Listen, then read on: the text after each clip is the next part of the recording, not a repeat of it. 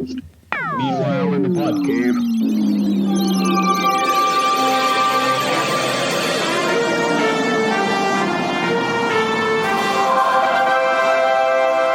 And welcome back to another edition of the Podmen. I'm Brad.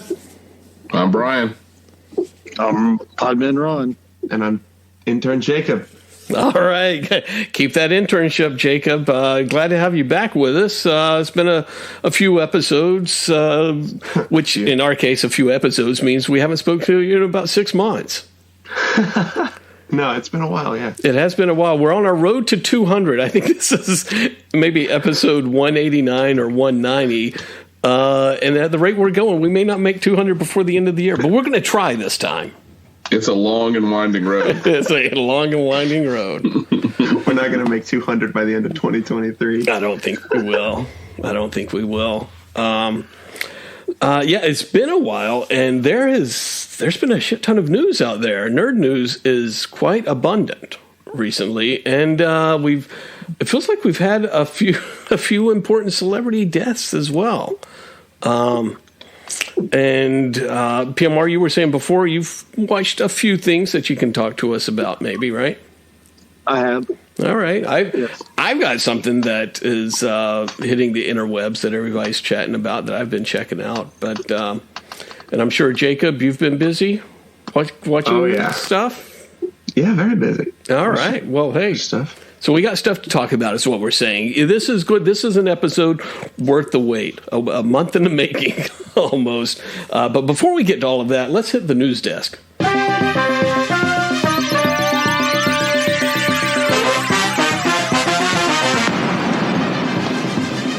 And as we said in the preamble there, Brian, warming you up there, lots of nerd news to talk about. We've got trailers that have come out recently. We've got a lot of DC news. We've got anticipation over Ant-Man. I mean, there is a lot of stuff happening. Yeah, a lot of firings. Yeah, firings and hirings. Maybe that should be a new segment, firings and hirings. Yeah, firings and hirings. So we've got big news. This is a big story about a week and a half ago. Justin Roiland has been terminated, or his Adult Swim contract has been terminated. He's leaving Rick and Morty, and he's resigned from his gaming studio. And they've announced they're going to recast Rick and Morty, and they've renewed it for 3 more seasons. Oh, wow. So there's a lot. Solar Opposites as well, right? I think pretty much. And what was the other one? Koala something Koala, Super Koala. That sound familiar? Yeah. What is it? I don't know. Anyway, I haven't watched everything he touched, basically. Solar Opposites was good. Yeah, I watched Solar Opposites. Jake watched it. Rick and Morty, and then you played it too, Jacob. High on Life. That was the game that came out like a couple months ago. But it's all him.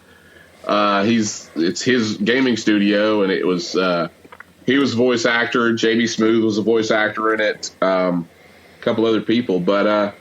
Yeah, I was a big consumer of Justin Roiland products, and now he is persona non grata.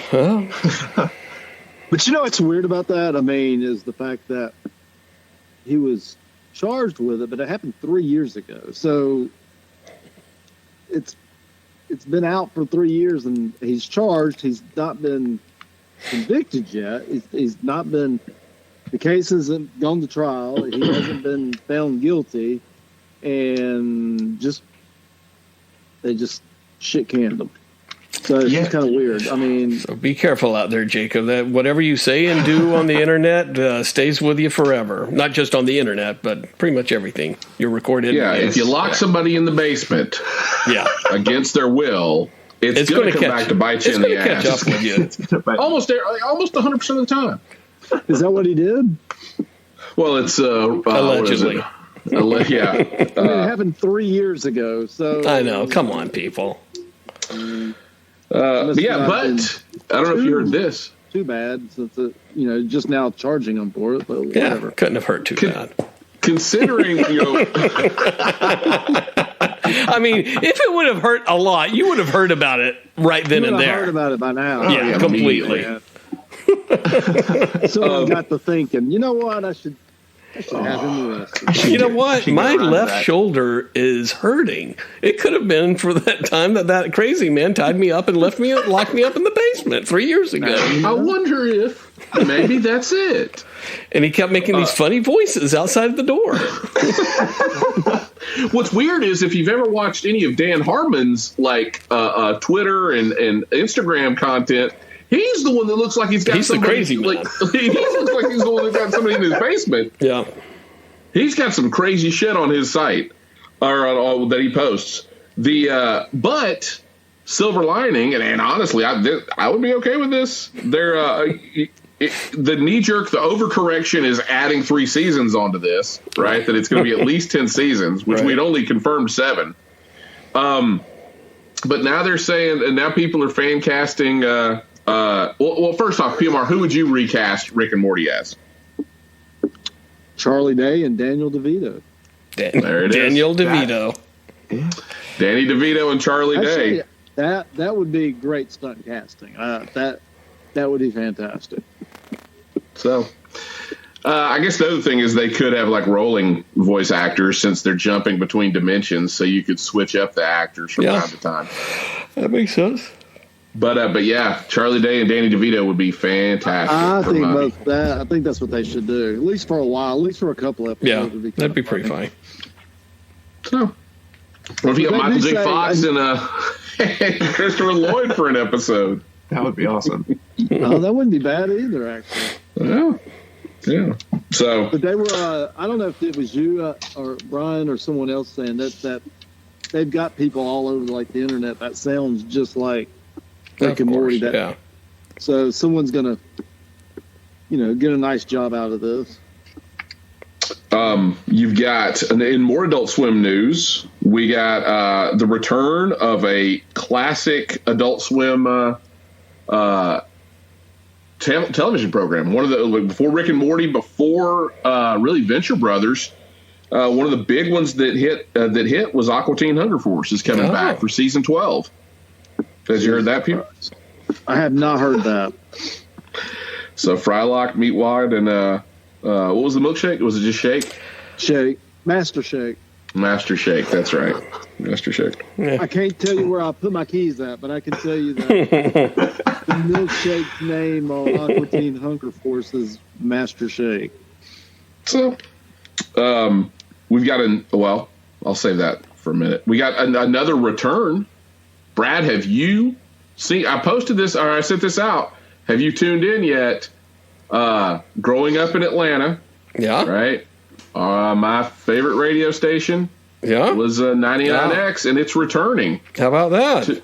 Everything old, new again. Everything old. It's like I got a theory. Once things hit 30 years old, the nostalgia kicks in. And you just bring it back. You could almost set a timer by it. Yeah. Right?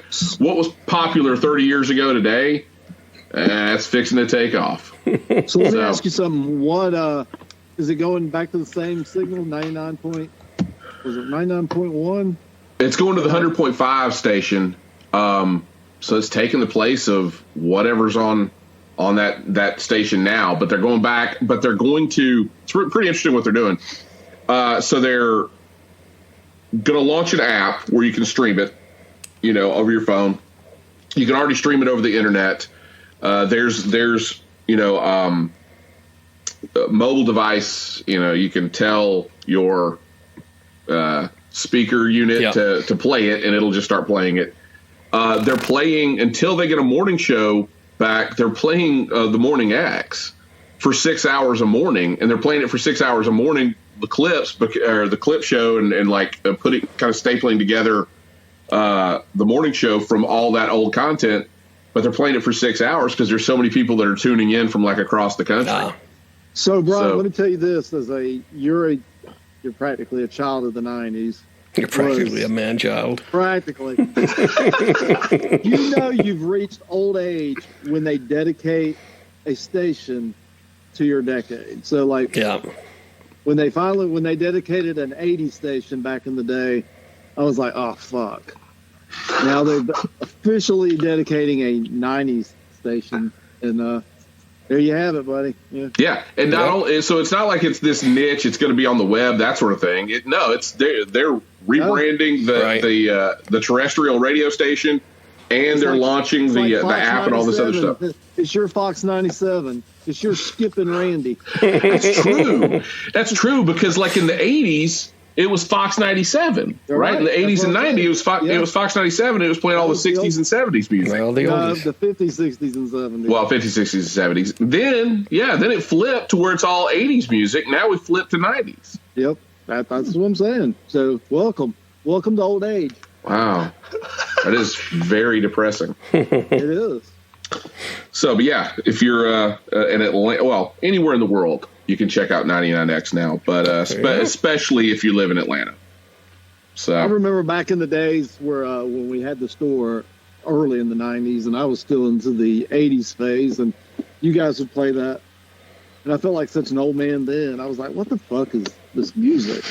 But not until, you know what turned him? What is this music? You know what song flipped him, Brad? OMD, How Bizarre?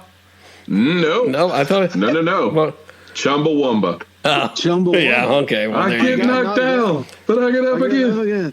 I just remember him really liking How Bizarre, How Bizarre. Do. Yeah. He loved Chumbawamba, and like it was like that was. I love Chumbawamba. He did. It was like he was like, "Oh, this is trash. This is trash." Oh, wait, Chumbawamba. Wait, don't touch it. Don't touch it. Don't. It's my jam. Huey Lewis, but all the '90s alternative rock, all this Chumbawamba's what hit. Not Nirvana, not Pearl Jam, not Soundgarden. Pretty fly for a while. Wait, hold on. Chumbawamba's coming up next. Yeah, that's right. Shit. What was not Outcast? Oh my God. Offspring. Turn the Offspring off. Well, and let me ask you, Brad, was it me and you that went to Big Day Out? Yes. Yeah, and it was Outkast and the Foo Fighters. Yeah, Foo Fighters. I looked up the playlist. It was the Mighty Mighty Bosstones. Oh, that's who it was. Yep, I was trying to think.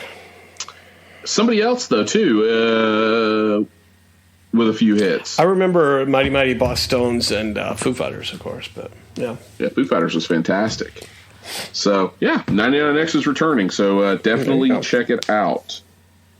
What else we got? Oh, this was interesting. I mean, it's a little music. We don't normally get into music, but I wanted to get your opinion on this. But Panic at the Disco announced that they're splitting up. I don't know what that is. I don't even. Panic at the Disco? Joshua, you want Wait. Jacob? Yeah. Jacob, So do you know who this is? What is it? Miss Jackson. They sing the Miss Jackson song. They sing... what's some of the other stuff? I'm drawing a total blank now. Hallelujah. Yeah, Hallelujah. They've got several hits, and I say they very loosely because they've announced that Panic at the Disco is splitting up. Jacob, would you like to explain why that's odd? It's one guy. It's one guy. It's one guy. So he plays all the instruments, and he samples the music, and then does the vocals. And now he's cynic of himself. But he's singing. Yeah, he's splitting up. They're splitting up. They're dissolving. All right, well, he's tired of that shit. He's doing too much of the work. And what's wild is nobody's asking this question. It's like Entertainment Weekly posted this article, and nobody's asking, like, how do you dissolve a one-man band? No one wants to encourage that behavior. Just like, okay. Yes. All right. Whatever, Panic at the Disco. All right. That's awesome. So, yeah, I thought that was interesting. Then we've got, with the announcement that we kind of saw this coming. Both Titans and Doom Patrol are ending at the end of Season 4. We're halfway through Season 4 of Doom Patrol now, or 3/4 of the way. It's been rough to watch. This season has not been great. Of Doom Patrol? Of Doom Patrol, yeah. It's lost the mojo. Fucking Brendan Fraser's a washout. I mean, they're not featuring him. I think he's too busy, and so they're filling it with other stuff. The only thing I want to see is Robot Man. Let's see. I feel like there was one other one. Well, if we're talking about DC, I mean, Well, that's going to be its own thing. That we got to spin that into its own thing. Just checking one more place before I wrap the news. I swear there's something else. PMR, anything from you? Just trailers. No. Yeah. Nope. Nah. No news. No news. Well, the big news, I guess, maybe we talk about the DC stuff as. Well, do we want that to be the main course? Sure. Well, what else we got? I guess we got the In Memoriam we can move to.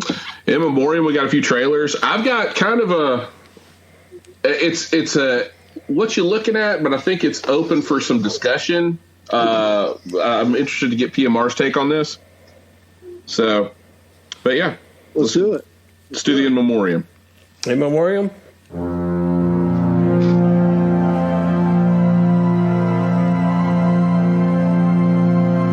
All right, we've had. I think we may have had a couple of celebrity deaths there in the recently. Had more than a couple. To be honest with you. I mean, the one most recently, of course, is continues the Laverne and Shirley curse of poor Cindy Williams. Right there, Cindy Williams passed. I hope Michael McKeon is being real careful right now. Yeah. He needs to watch himself. He is officially the last man standing in that show. Wow. Yeah. We lost Carmine, the Big Ragu. We lost Squiggy, Laverne, and Shirley, and now it's just down to Lenny. Wow. Lenny's the only one left. Yep. All right. Fazio, Betty. Well, he died in like the 80s, didn't he? He died in like 74. The curse is the curse. It's a long curse. But speaking of the curse, I mean the F Troop curse. PMR, you had a strange experience. Wasn't that weird? Did you not see that? What happened? Tell us. So I'm scrolling through Facebook today. It was today, wasn't it? My days run together. It was yesterday, but either way. So I'm scrolling through Facebook, and all of a sudden, Larry Storch's Facebook profile appears on mine, and he's mentioning there's a picture of Cindy Williams, and he's mentioning how, it's shocking that she's dead and blah, blah, blah. And I'm thinking, my God, who's posting this? Why, didn't Larry Storch die like 3 or 4 months ago? Yeah. Why is he on my Facebook page? Well, I think we all know why he's on your Facebook page. You followed him. Yeah. How did this happen? And for listeners who may have forgotten, since it's been so long, Larry Storch, of course, the fantastic lead of F Troop. Absolutely. That was a tragic back in the mid '60s, Larry Storch passed away on July 8th. 2022, right. But somehow or another, he's mourning from beyond the grave. Yeah, and I showed you that. Y'all saw the link. Y'all saw the thing. And it couldn't have been an old one because talking about Cindy Williams passing. So here's this is the inference you got to make. One, and most importantly, PMR follows Larry Storch of F Troop on Facebook. F Troop fan page. Second, Larry Storch had a social media manager that's managing his social media content from beyond the grave. No, that's crazy. No, just listen to what you just said. That seems unrealistic. Well, who else would have posted this unless Larry Storch has faked his death? That's a little to get away from the paparazzi?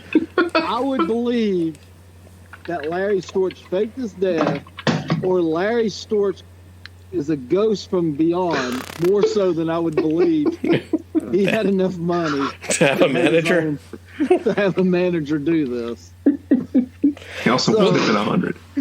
Well, I mean, the thing as well, PMR, is that on the message from Beyond the Grave is here's a photo of the beautiful Cindy Williams from just 2 weeks ago.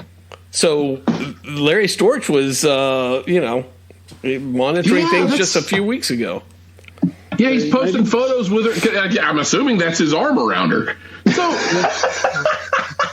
as they are they weekend at Bernieing Larry Storch through the country like a farewell tour? Could be some type of Hollywood conspiracy. Totally. They go underground, like really popular stars. Yeah. Go underground to escape the paparazzi. So what you're saying is Larry Storch is the new Tupac. Could be. Who is the new Elvis? Yeah. Who's the new Elvis? Which brings us to another. No, before we, my thought is Larry Storch is tweeting this from beyond the grave and is like, all right, now I got my shot at Shirley. I mean, Larry Storch has probably been eyeing Cindy Williams for quite a while. Man. Yeah. Wow. But for Cindy Williams, I guess we let the cat out of the bag that she died. Yeah. We didn't give her a proper. Once again, Larry Storch has taken over. Once again. Now you know. 70s sitcoms. 70s sitcoms. We spend a lot of time in 2022 and now I guess 2023 talking about 70s sitcom stars. Now you know why we really know our audience. Now you know why he went into hiding. I mean, all of the paparazzi and glitz and glamour of 70s and 60s network stars. That was huge, man. We had enough. I wish they would bring back Battle of the Network Stars. I'm surprised they haven't by now. Or Circus of the Stars. Hell, bring them both back. That had to have had a resurgence in the past decade. You think? Watching Jamie Farr do the tightrope. Yeah, well, if you go to the Atlanta Comic Con, you can ask him about it. Ask him how he did that, man. Here's the thing: like CBS hasn't. I think you could probably get like a department head if you just walked in with that idea to CBS. Because now, did you guys see that they're wanting to relaunch Matlock? With Kathy Bates playing Matlock? That might not be bad. No, it's going to be terrible. So Equalizer is good. Magnum PI, Matlock. They had Hawaii 5-0. Actually, Kathy Bates, that probably wouldn't be a bad idea. No, not bad. That's an okay thing. Yeah. Yeah. Watch. Am I reading this correctly? Circus of the Stars, not Network Stars, but Circus of the Stars. Well, it was Battle of the Network Stars. Okay, Circus of the Stars. Okay. Yeah. So Circus of the Stars, first episode, January 10th, 1977. It ended 1994. So they obviously brought it back. But I was thinking that it probably had a resurgence at some point. For me, as a young pod boy, really, at like age 10 or 11, Circus of the Stars was my Super Bowl. Yeah, I remember watching it very well. Yeah, I mean, I used to watch it. I have no idea why I love that shit, but I fucking love Circus of the Stars. Kathy Lee Crosby dressed in the white wine thing. They do have. I'm looking on the Wikipedia page. Of Circus of the. Did you know that Adam West was in 19 episodes of Circus of the Stars? What? Wow. I cannot believe there was 19 episodes of Circus of the Stars. I'm trying to find it. Well, it would come back for a week every summer, right? Yeah. Show 19, week, or maybe just show 19. Yeah, no. It was back for multiple nights. Yeah. It was like the Olympics. Yeah. It had like an opening ceremony and closing ceremony. Yeah, it looked like it came in December, early, like the second week of December is when it, 1977, 78, 79, 80, 81, all the way through. It took a little bit of a break, but all but through then 94. It started doing summer. I remember it was it was over the summer towards like in the 80s. Interesting. So, okay. All right, yeah. Good stuff. Good stuff. All right. What else you got? Narrated by Johnny Gilbert. How about that? Who else we got in our in memoriam? We got Lisa Marie Presley, right? Yeah, we already did her. Okay, so did have to Hollywood. Zing! Is the moratorium? I mean, it's been like 2 weeks, Brad. I mean, the moratorium's over, right? I mean, yeah. No, we did it on. She died the last time we did this. Really? Okay. Oh, yeah. Maybe we don't have anybody else new then. All right. No, we do. I'll tell you who we got. Tell me who we got. Y'all keep up with this.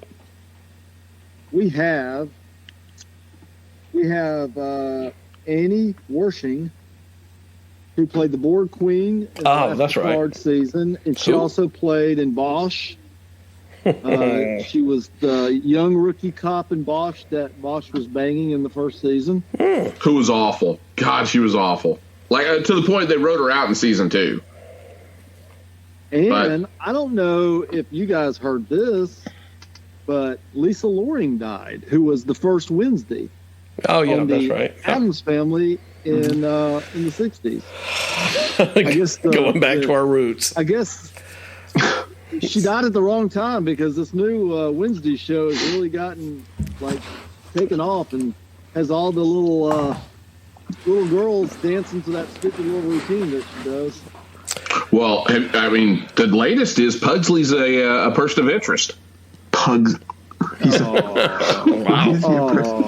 That's too bad. Has anybody watched the Wednesday Netflix show?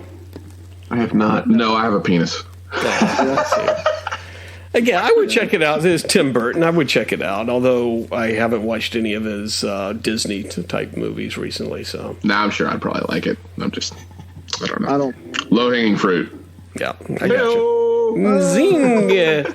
Low hanging fruit. That's it for our moratorium, right? I think moratorium, memoriam, whatever. Memoriam, that's right. Sorry. Our moratorium on life. Yes. Exactly. Williams. What, you still want to go back to Cindy Williams, PMR? Did we give her a proper memorial? A proper shout? I think we spent more time talking about Larry Storch again. Yeah. Well, so those who don't know, Cindy Williams, I think she was 75, passed away.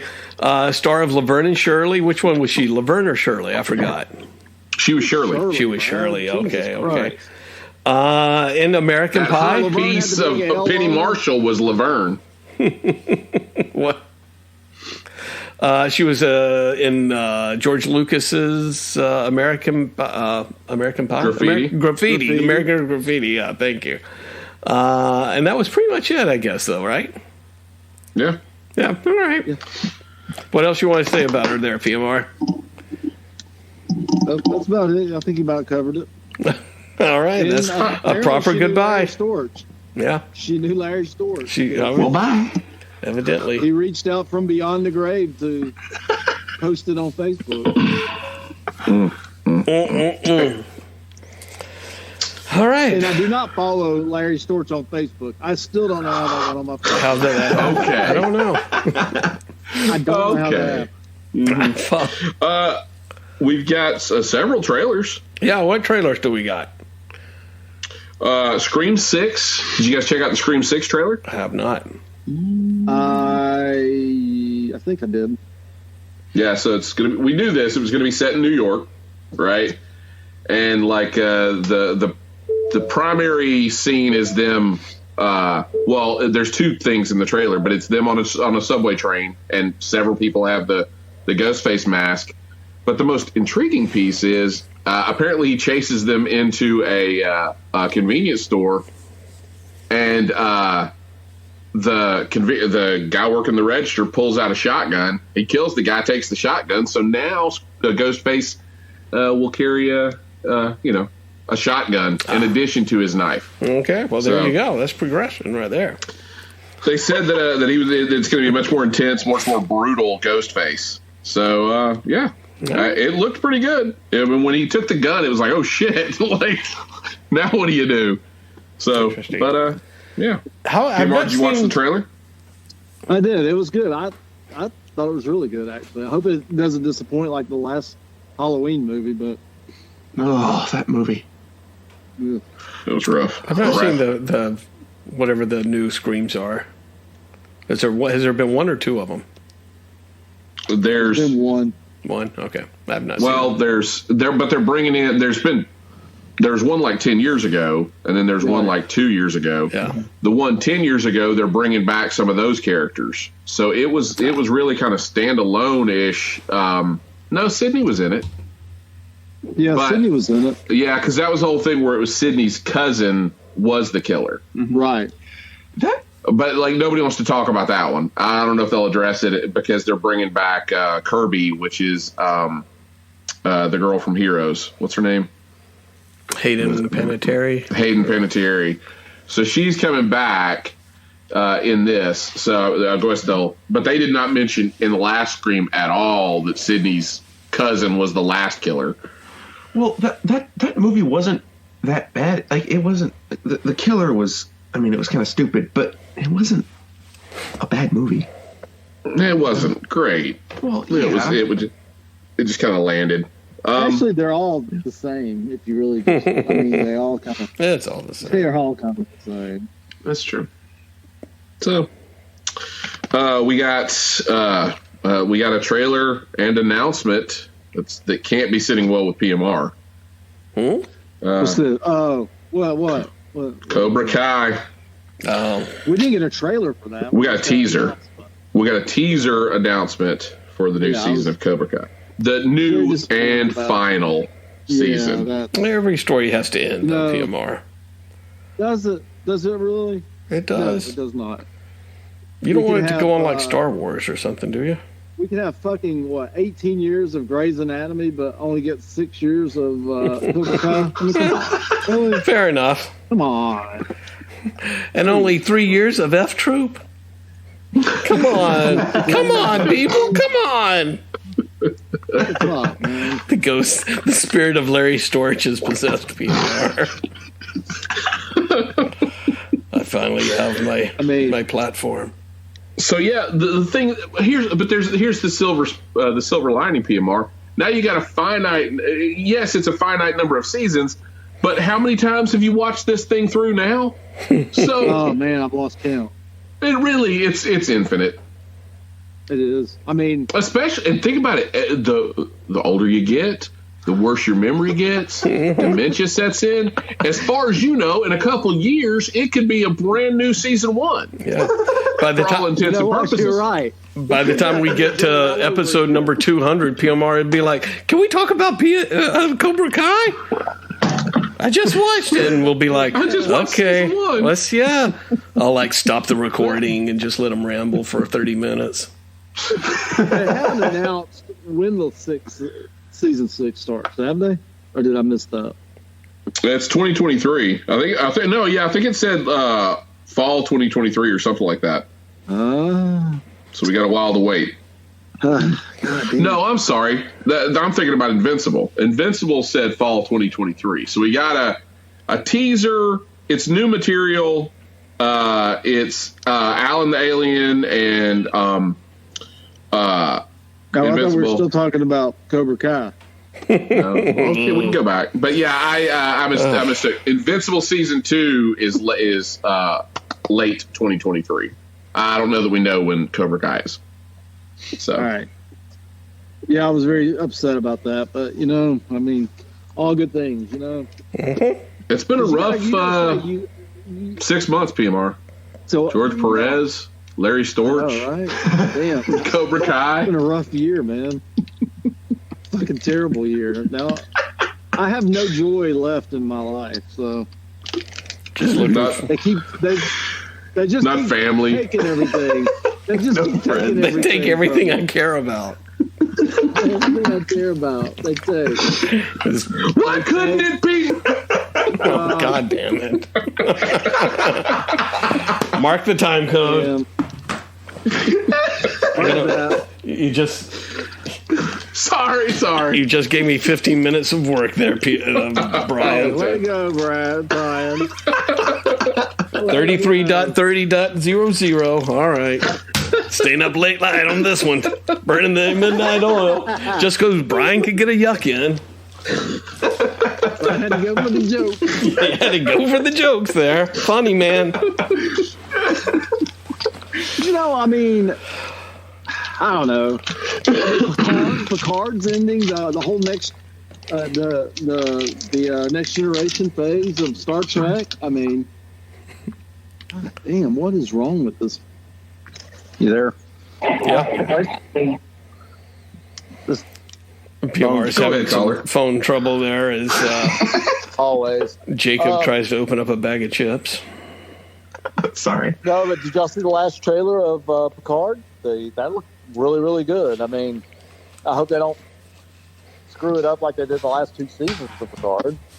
I didn't see the trailer. Yeah, they released the trailer last week. It's like the final trailer because it premieres February 16th, and it looks really good. It's got that shows different clips of everybody from the next generation coming back, and I think it's going to end strong. So. I don't know. Good thing. Did he say I'm getting too old for this shit? I wish he would have. That would have been great. That would have been great. Did you guys see the new trailer for Shazam: Fury of the Gods? I actually like that. People have been shitting on it, but I actually thought it looked pretty good. No, yeah, I thought so too. It looked better than the first trailer. Yeah, I agree. I totally agree. Yeah, a lot more action. Looks, it looked good. I don't know what everybody was all fucking nerds, man. They bitch about everything. Well, get ready. Yeah. For us, as we proceed to bitch about everything else. Open up I like a how we James assume Gunn that everybody else can of whoop ass. If we don't like it, everybody else, we're the authority on these things. What's so funny though is like everybody was all bitching up until what day? Tuesday when about keep the Snyderverse, fire James Gunn, and we said all along as soon as he releases what he's going to do, everybody's going to be in love with it, and sure enough, all the comic books prices are skyrocketing for all these first appearances, as Brian will say just in a little bit. And everybody's loving James Gunn, and everybody's sitting there going, Henry Cavill, who? And poor Henry Cavill. Who? Henry Cavill? The only thing, I guess we need to go into all that in a minute, so I won't say any more until we get into it. Can I take a quick divergence before we get onto that? Yes. And share something I think will be interesting, at least to PMR. And two of the listeners, I think. Oh, okay. So, Dwayne Johnson is not aging well. He's been under a lot of stress. Some of the decisions he is making, honestly, you know what? Maybe I was wrong. Maybe Vin Diesel had the right of it. Yeah. Maybe we had the bad take all along. Switching sides here. And it was The Rock was the problem in the Fast and the Furious. So we have the whole situation with... You may have something there, Brian. Right? Yeah. I mean, maybe Vin Diesel's... I'll go ahead and say what you're going to say, and it's probably going to be the same thing, but go ahead. Yeah, history may shine favorably upon Vin Diesel in this, because The Rock seems to be coming unglued. So... as we hear all the stuff, a part of the whole DC relaunch and the dissolution of the old Snyderverse and what Dwayne Johnson was trying to make the Rockyverse, right? All this stuff's coming out about the stuff he was trying to pull in that interim period, right? Between Hamada leaving and then resetting DC. Under Warner Brothers and everything, and the Warner Discovery stuff going on. It's like he took advantage of that scenario, and made a play, and it did not pan out. So, but as we get further into this, we're getting more details about the things he pulled. So essentially, he had apparently a meeting with some Warner execs and tried to create kind of like a coup. Right. Around the DC universe and his characters, and he wanted to be the new Snyder. And so he bet all his chips on Black Adam being a huge hit. But then that's why Henry Cavill got brought back, is because he forced the issue for them to bring Henry Cavill back. And it turns out Henry Cavill came back because Danny Garcia, who's The Rock's ex-wife and his business partner, is Henry Cavill's manager, or at the time was Henry Cavill's manager. So you got like this whole hand-washing thing going. Yeah. Go right. Brings back Henry Cavill for that which is not going to go anywhere, right? For that cameo at the end. But then he made this push because he has his own tequila brand called Terramana. And so he wanted at the premiere to have a tequila bar at the premiere. And Warner Brothers had to shut it down. They're like, this is a PG-13 movie. Well, why would we be promoting your tequila brand? Your tequila brand at this opening for a PG-13 superhero movie. Well, where's the connection? So he's pulling all this stuff, and then the movie basically flops, right? And so that ended the whole thing. But then you've got the whole, he wanted nothing to do with Shazam.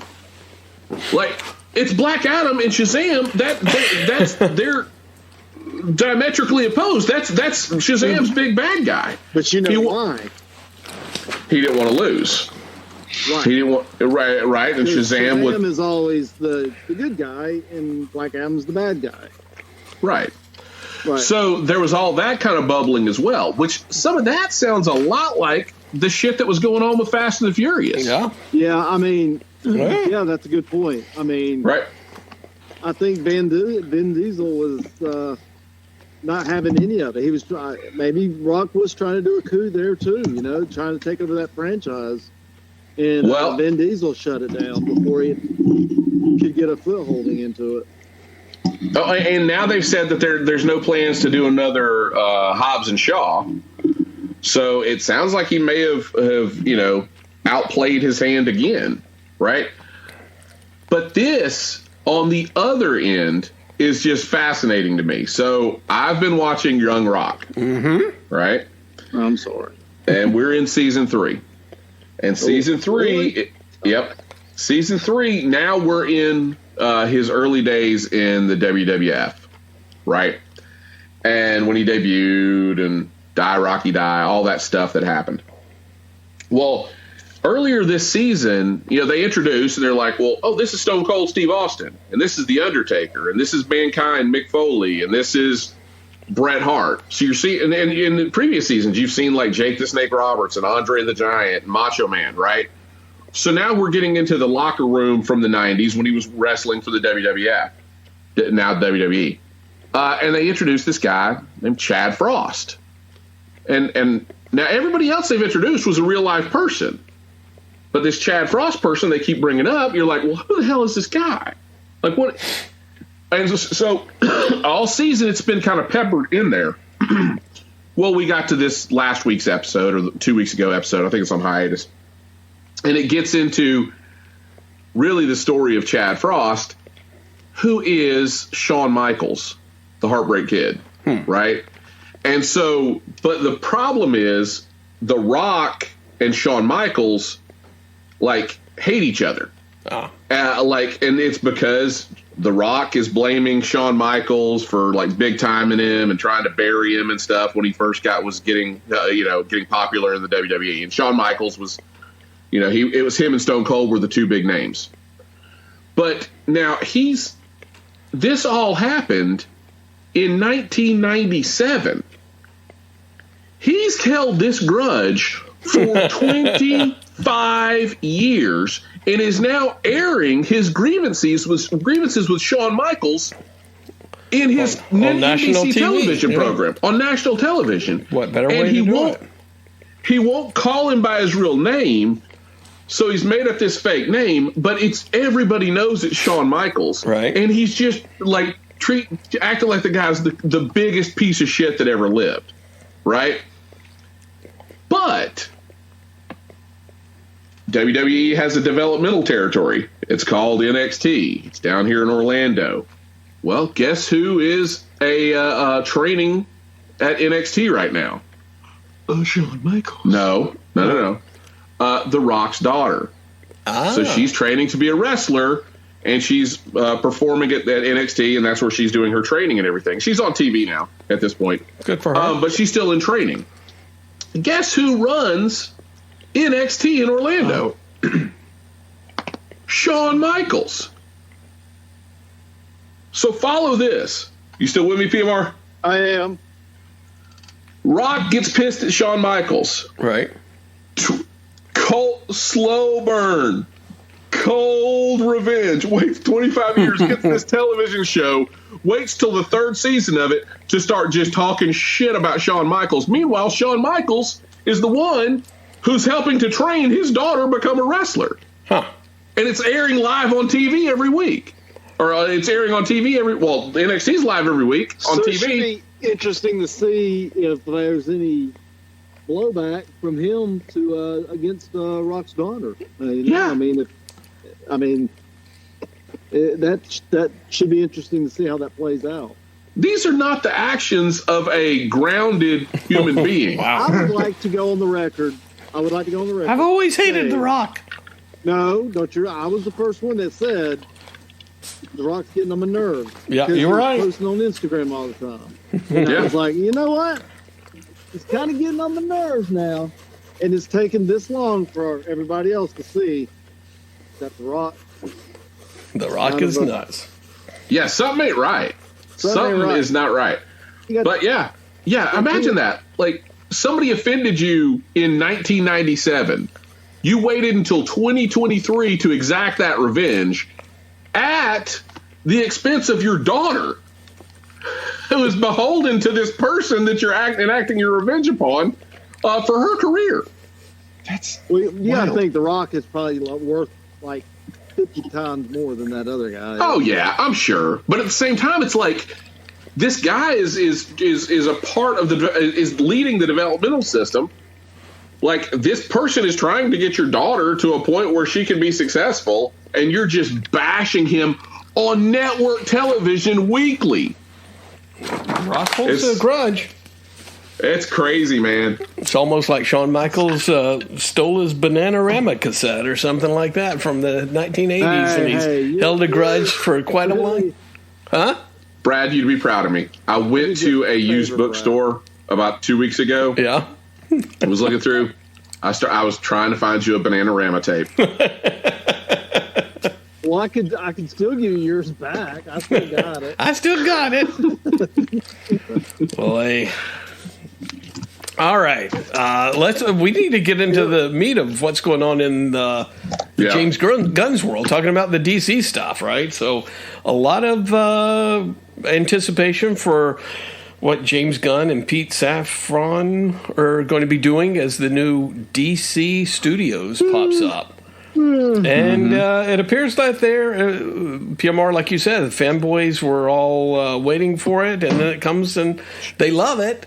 Give it a few months, and pretty soon everybody will hate it and think it's a stupid decision. They'll hate it again. They'll hate it again. Man. Yeah. Jesus Christ. But quite a few. I would like to. Yeah. Before we get into this, I've been making, and I showed you guys some in the green room. I've been making some comic purchase and sending some stuff off to get graded. And man, I've made some. If I could pick stocks the way I can pick potential comic book values, you wouldn't be doing this a millionaire. Podcast. Yeah. So, wow. But yeah, Brian, you really hit the nail on the head with these movies or TV shows or animated series or video games that Gunn is saying that everything will be kind of interwoven or at least connected. So again, hey, it sounds like a great idea. I would say go in with a little bit of optimism and pessimism of like, yeah, how many times have we seen, stuff like this roll out to where it's like, oh, well, we're going to have the Fantastic Four, we're going to have Strange Adventures and all this stuff, and it's like, 5 years in the making, and then it just goes away. Hopefully that won't happen with this, but we'll see. Brian, do you have a list of the announcements? I've got a list. I think what's more interesting than the list is what you can infer from the list, right? And me being a longtime DC reader, right? Of us, I'm probably the DC historian, probably. Where PMR is the Marvel historian, right? But yeah, so the movies. They announced 5 movies and 5 TV shows, and this first chapter of their plan they've kind of christened as Gods and Monsters. So first movie, and we knew this was coming because they said that Superman is the icon for DC and Warner Brothers and that sort of thing. Interesting. Is Superman Legacy, and it's supposed to focus on It's not an origin story. It's going to be a young Superman story, though, that's basically telling the story of him being of two worlds. Okay. His Kryptonian legacy. It's called Superman Legacy. His Kryptonian legacy, but also the legacy that and who he becomes with Ma and Pa Kent's upbringing. Right. All right. It's being written by James Gunn, and the hope is he said he's pretty deep into the script, and the hope is that he'll also be able to direct it. Hey, did just a small did James Gunn do Blackburn? Did he write or direct Blackburn or whatever that was? He produced it. Produced it. Okay. Yeah. When you said that, it just kind of clicked with me. I'm like, yeah, it had something to do with that, right? Yeah. Which was kind of the. And it was Brightburn. Wasn't it Brightburn? Brightburn. Yeah. I think so. Yeah. Good. Second movie, The Brave and the Bold. And when I read this, I was like, well, who's it going to... I had to look at his comments, because when I think Brave and the Bold, you think, Batman teaming up with somebody, or like a Green Lantern, Flash, like those type of Brave and the Bold pairings. Well, this Brave and the Bold, it's going to be really the Bat Family movie. It's going to focus on Bruce Wayne, Batman, and Damian Wayne from the Grant Morrison run, where they introduced Damian Wayne, who's the daughter of Talia al Ghul. Or the son. And is he going to be? Son. Did they gender swap him? Oh, okay. No, you're right. They pull a Matlock on him? Talia's the daughter of Ra's al Ghul. But yeah, Damian Wayne, and who is a trained assassin, and him, and the dynamic between him and Bruce Wayne. But I mean, that means he's got to be old enough to have like a 10, 12-year-old son, right? So Batman's got to be, you'd think, early 30s, right? Then you've got, if it's focusing on Batman and Damian, this is really a Bat Family movie. You're going to have Nightwing in the movie. You're probably going to have Batgirl in the movie, and Red Hood, right? So, they've wanted to try and get a Bat Family movie out for years, and they've had Nightwing kind of on the back burner for a good decade, right? This is probably, I would imagine, this is immediately going to be followed up with a Nightwing film. Okay. And beyond that, you could have a bunch of different separate stories stem from this, kind of like how all those early Marvel stuff, like all those early Marvel movies where you had the interconnection because you had that one movie that it all stemmed from. Yeah. Right? So they all spin out of it. But yeah, I think the safest bet to follow this up would be, a Robin movie, but more so a Nightwing movie. So, and if you remember, Damian ends up being Nightwing's Robin. Oh, really? Because Nightwing puts on the cap and cowl because Bruce is dead, quote unquote dead, and so it's that was a great run too. But it was Nightwing Batman and Dick Grayson Batman and Damian Wayne Robin.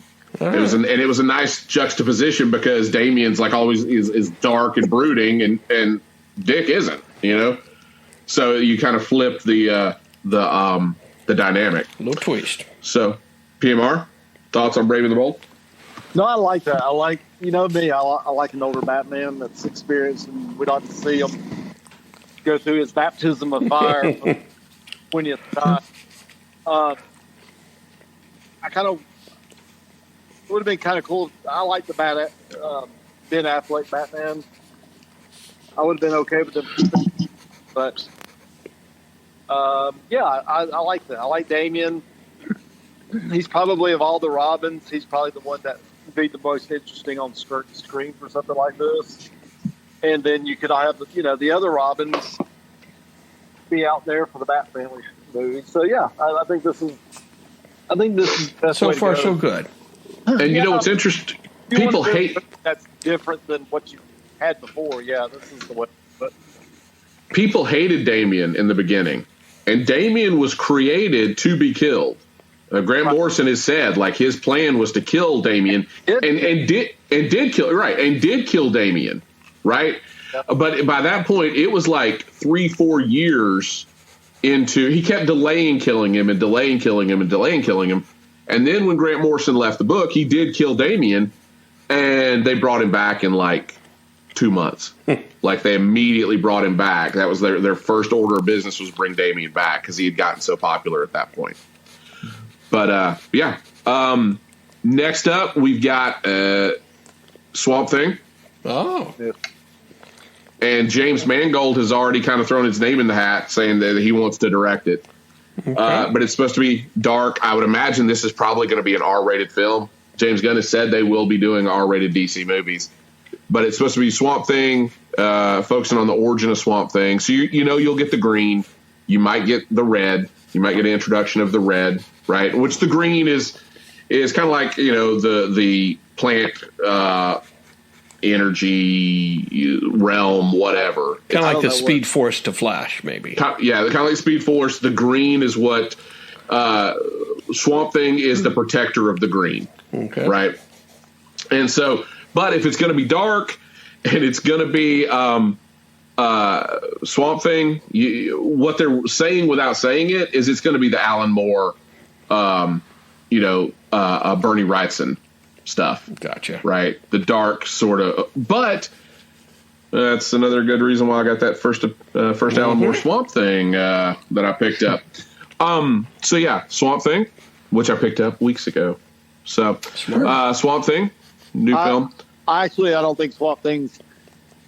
I don't know. I know why he's doing it because he wants to jump into the genre of the horror part of it, but I don't think that's going to be as popular as if he would have just stuck to more superhero stuff at the beginning, at least for the phase. I wouldn't have done I'm sure he'll be just fine, but it just seems to me that I wouldn't have done something like that until like the second phase or the third phase. But. And I was going to get into this a little bit later on, but basically, again, the inference is if you're doing Swamp Thing, it's like the Old Testament, Genesis. If Swamp Thing begets John Constantine, then John Constantine begets, Zatanna and Justice League Dark. It's also going to so all that end of the DC universe as well. So you're going to get into all that mystic art sort of stuff, right? So you got to look at where this. This is like the tinderbox for all these other properties that they're going to want to bring in. And I get that, but it seems like you'd want to lay your foundation first. This is what I feel like they tried to do at the beginning with the Snyderverse. I think you'd want to lay your foundation of just your basic stuff first before you start, spreading out your genres too much. But I feel you slowly build your universe. Start out slow and build it out. That's what Marvel kind of did, right? And that's what Snyderverse did not do. And I don't know. I just think that that may be the one misstep in all this, but I'm probably wrong. I'm sure he's going to be just fine. He's going to be all right. He's going to be all right. Yep. We've got again. I bought this book and sent it off for grading like a year and a half ago. And when I bought the book and sent it off for grading, the guy, because I know the guy that does the grading, so he's like, why are you getting this graded? They laughed at you. He kind of laughed at me. He's like, this isn't a very valuable book. And I'm like, but I love it. Like sometimes I just like getting the stuff graded and sealed when I know it's a good copy and it's a book that I like, right? So I got The Authority #1 graded from Wildstorm, which came out in like 98. And they've announced that The Authority is going to be the Super-Hero Team movie from this phase, which The Authority is it's a superhero team. There's a little bit of it's kind of you've got the archetypes like Justice League, but also you've kind of got some characters that are more like some Marvel Avengers superheroes, right? So like you've got Apollo and Midnighter, which are Batman and Superman. then you've got like the Engineer, who's like Iron Man, right? And you've got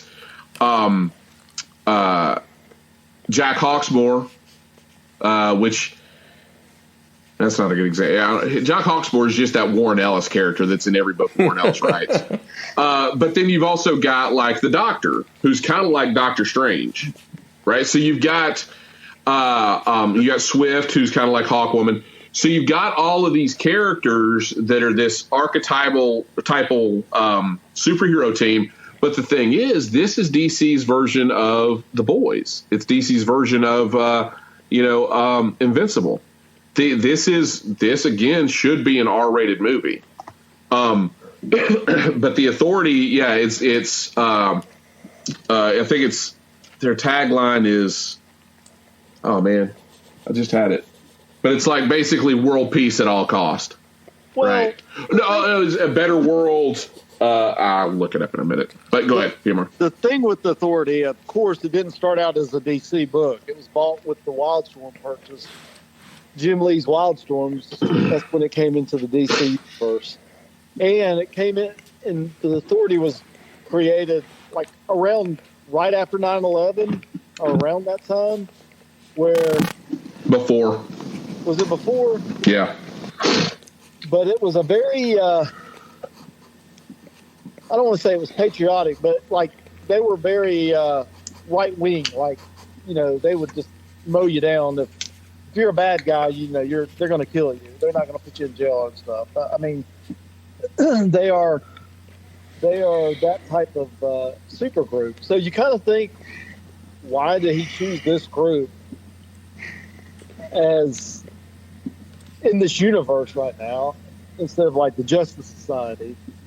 They're not going to choose the Justice League until they build up Superman like that. So, well, and I've got a theory there too. Okay, let me hear it. But Jacob, do you want to? I have an idea to all that. I think that the reason that he's already diversifying the genres is because the standard superhero genre has already been done to death by Marvel. Played out. Marvel has to diversify at some point. Marvel's trying to, and so Marvel's diversified since they started. Everything they do, not really. They're just smart enough to know that their superhero stuff. It's superhero, but they do it in genres. I mean, you have. He's not talking about. You guys aren't talking the same genre. You're talking about the fact that Winter Soldier was like a spy thriller, right? Jacob's talking genre. They're doing horror. They're doing space. They're doing. Doctor Strange. A more adult version of this story. Guardians of the Galaxy with space. Guardians of the Galaxy with space. Right, and I guess what they have not been able to get off the ground is the horror and the mystical stuff, right? And so they're trying to with like, Werewolf by Night, and they're trying to with Doctor Strange and the Multiverse of Madness with, mixed, success. Well, but DC's always had a stronger in that because they had the Vertigo line. So that was all, and that was never really mainstream DC. That was a different, universe than the DC Prime universe. So, right, but I guess the point is, and this kind of goes back to the Authority. It's not 2010, right? If DC starts going only superhero, and tries to spin out, you've already got some superhero fatigue. So they need to jump into these other genres quickly, right? And honestly, their catalog, to your point, PMR, has better, storylines outside of straight superhero stuff. Oh, they do, yeah. Yeah. Now, but my thought, again, like reading, I think I said in the text, we got a time for us to get together and read too much into these titles. But the Authority, who says they're from Earth Prime? Multiverse. Because if you'll remember, a big plot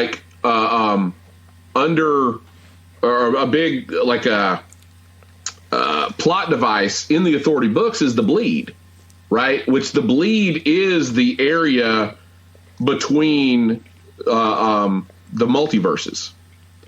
So who's to say that the Authority is Earth Prime at the beginning of the movie? Is Earth Prime's? Or they're on the same Earth as Superman and Batman. Okay. Especially considering the Bleed is their ship is parked in the Bleed, and that's how they go places. They've got like their ship, which is like their helicarrier, and they drop in and out of the Bleed, so they're outside of our dimension and can pop back into our dimension wherever. So who's to say they don't pop into another dimension? And I'll go a step further. What if the Authority fucks up so bad they destroy their own Earth, and then they jump to our Earth at the end of the film? Okay. That'd be pretty badass. James Gunn, there's an idea. There you go, James. You're obviously listening. You're obviously listening. Another strong point for the Authority, though, is like Marvel is trying to do a multiverse, but DC has always had a stronger multiverse, like in the comics. So it would. Well, they're the ones that established a multiverse, right? Well, yeah, and I feel like it would be better to just start out with exploring those ideas. You know, well, if they're already there, like they're already in place. You've got infinite toys in the toy box at that point. Exactly. But yeah, so that's my pitch for the Authority, and then the final movie is Supergirl, Woman of Tomorrow, which is a very recent book. I mean, that's a book that just came out last year, written by Tom King. PMR, did you read it? No. What was it about? About Supergirl. It's about Supergirl, and basically and he's talked probably more about the Supergirl book movie than anything else.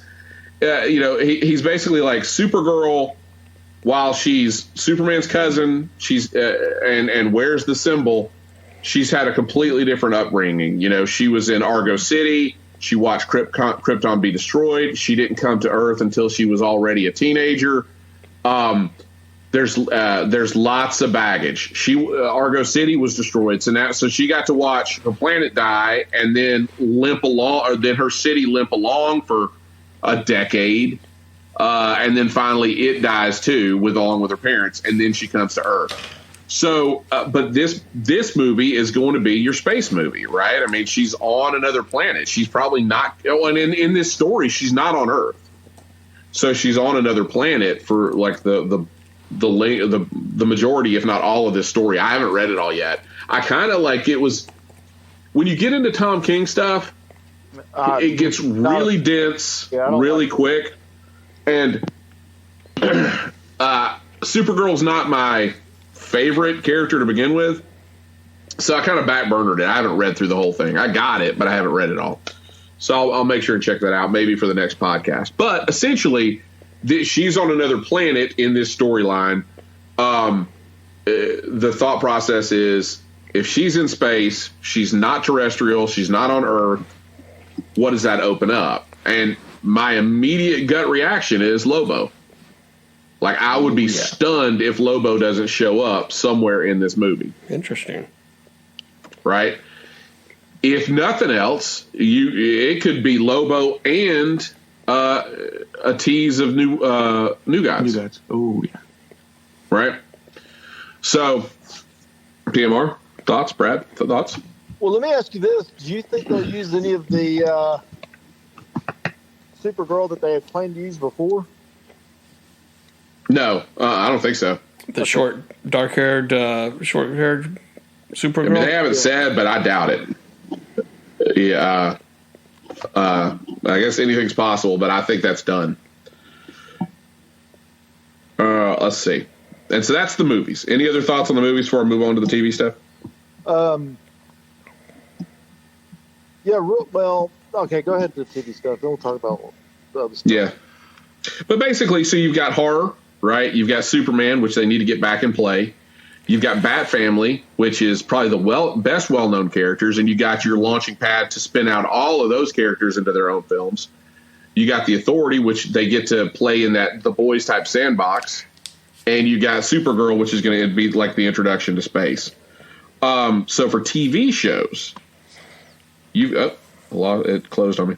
For TV shows, you've got instead of this is kind of a letdown. Instead of Peacemaker season 2, we're getting Waller, a Waller TV series, which is going to focus on the characters behind the Suicide Squad, like that whole team, right? And so the question will I'm sure Peacemaker will show up at some point. Vigilante will probably show up at some point. We may see some other characters, some more Suicide His hot Squad. wife will be in there. Well, she's going to be in all of them. She'll be in all. Yeah, she'll. That'll be all right. I'm okay with that. So she'll show up for sure. But I wish we were getting another season of Peacemaker. Then they haven't ruled out, I guess, another season of Peacemaker, but we're getting this first, right? So we got Waller, which her first appearance was in Legends number 4, I believe, which is graded right over there. We got Lanterns, which is like their buddy space cop movie. It's going to be set on Earth, and it's going to be Hal Jordan and Jon Stewart. He said that other Lanterns will show up. It's not called Green Lantern. It's called Lanterns. Interesting. It's called Lethal Lantern. Lethal Lanterns. Yeah. Yeah. Jon Stewart's getting with an too old for this shit. older Jon Stewart who's going to pass it on to young renegade Hal Jordan. Yeah. Young renegade Hal Jordan, and I'm too old for this shit. Yep. So we got Lanterns, and apparently it's going to be they're going to stumble across some sort of they're comparing it to true South American. Huh? South American in the Kruger. No, they're comparing it to True Detective season South 1. Africa. Sorry, No, not South Africa. I got myself confused. They're comparing it to True Detective season 1. Brad, you saw True Detective season 1, right? I did. Yeah, I really hope at some point the bad guy goes diplomatic immunity. Oh, he's big time in this Lethal Weapon. I know. Jeez, he's really Lethal Weapon, man. If you're gonna do a buddy cop with the Green Lanterns and you got one black, one white, yeah. Why not? We'll just go right into it. That's right. Embrace that shit. But that's gonna be your comedy. No, it's not your comedy. That's the this one. They're making it sound like it's going to probably be the darkest one. So, but they stumble upon some sort of murder plot thing, and it's very dark and kind of unravels quickly, like True Detective. So you think? I mean, my gut would be it's like Brother Blood, right, and Human Sacrifices, stuff like that. But we just got Brother Blood in Titans, so I'm curious as to what it would be if it's along those lines or not. But that's when I think True Detective light. I'm thinking that type of thing, like serial killer, Human Sacrifice, something like that. So, this one makes me feel good. This was validation. Creature Commandos. Uh-oh. Here we go. Creature Commandos television program. Cartoon. So it's going to, The cartoon, though. It'll be animated. Cartoon. And he said that he didn't say a cartoon. He said it'd be animated. But he said that their plan is to have animated. What's the difference? A cartoon is like sounds so kiddish. Popeye animation, right? Of all the cartoons you could pick, he chose Popeye. It's like Felix the cat. Yeah. Hey, look, I'll stand by the Popeye movie with Robin Williams. That's a great movie.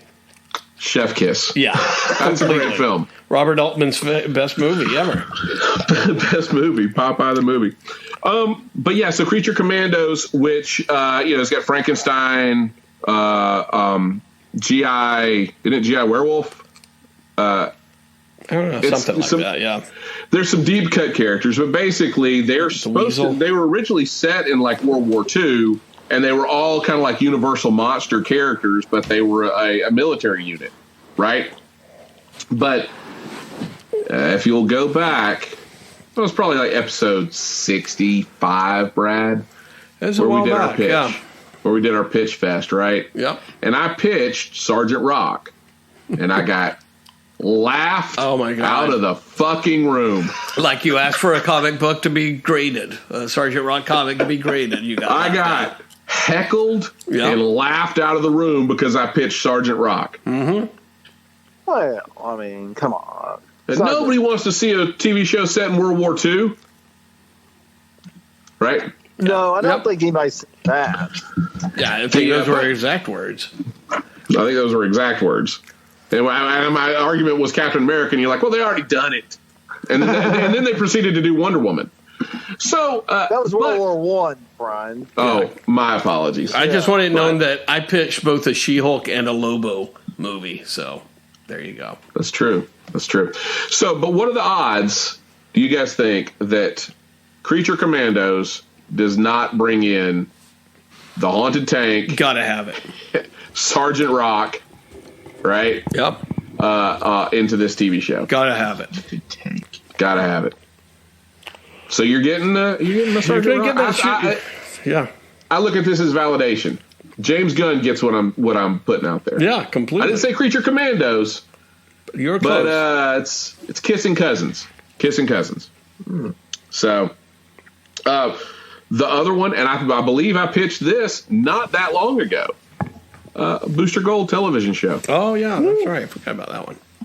Not only did I pitch it, I cast it. Right? Wow. And I picked Dennis from Always Sunny in Philadelphia Yeah. as my Booster Gold. Was that on this episode? I don't even remember that. No, I think you skipped that episode. Must have. You must have.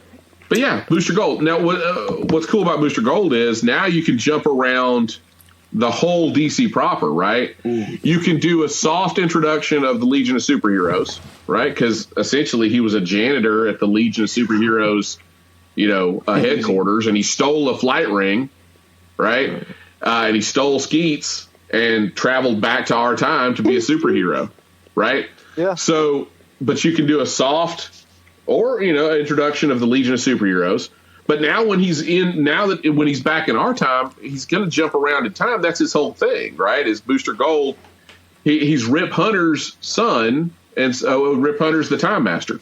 So he can jump around in time, and you can introduce all of these B and C list characters through all these different corners of the DC universe, in addition to going back in time. So you can do a story with Jonah Hex and Booster Gold. You can jump forward and do like a 70s Outsiders TV episode, right? With Katana and you could Black Lightning.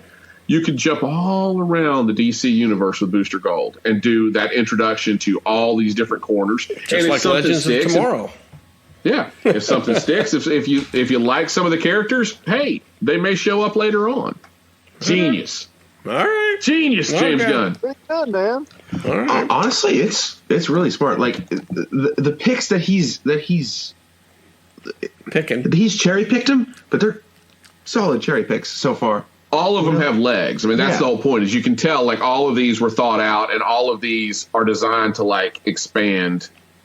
And honestly, with a 10-year plan, if this grows with these different genres at day one, right, and all these different assets in place, you're going to have a much larger universe at the end of a 10-year plan than we even have with Marvel. Oh, yeah. So, and then the final one, again, kind of sounds like an R-rated TV show, but it's Paradise Lost. They've not said it will feature Wonder Woman, but it will be set on Themyscira, which is Paradise Island. And so it's going to be all about the Amazons. All about the Amazons. I heard it was coming to Showtime after dark. After dark. That'd be nice. Right after the L word comes Paradise Lost. Oh, yeah. So, but, again. Intrigue on Paradise Island. Mm. So what I've got my thoughts. Anybody else want to jump in with what they think Paradise Lost could evolve into? I just did.